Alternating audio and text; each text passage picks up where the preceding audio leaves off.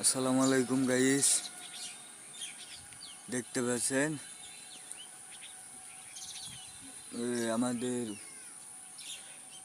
আমি 3টি ছাগল কিনেছি।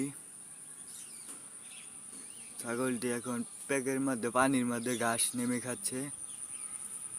ছাগলটি হঠাৎ করে কালকা একটু সমস্যা হয়ে গেছিল। কালকার আগের দিনকে আমি এই ছাগলটিকে ভুসি খাওয়াইয়া ফেলছিলাম বেশি, তো সেজন্যই ছাগলটি পাতলা পায়খানা হয়ে গেছিল। আল্লাহর রহমত, ইনশাল্লাহ আজকে রাইতে আবার ঠিক হয়ে গেছে। ছাগলটি এখন বন্ধের চড়াই এনে ঘাস খাওয়াচ্ছি।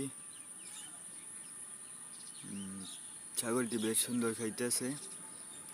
ভিডিওটি ভালো লেগে থাকলে লাইক কমেন্ট করবেন, সাবস্ক্রাইব করবেন, পাশে থাকা বেল আইকনটি বাজিয়ে দিবেন, যত নতুন নতুন আরও আপডেট ভিডিওর সাথে আপনাদের সামনে সবার আগে চলে যায়। আসসালামু আলাইকুম। এই পর্যন্তই আমাদের ভিডিওটি রইল।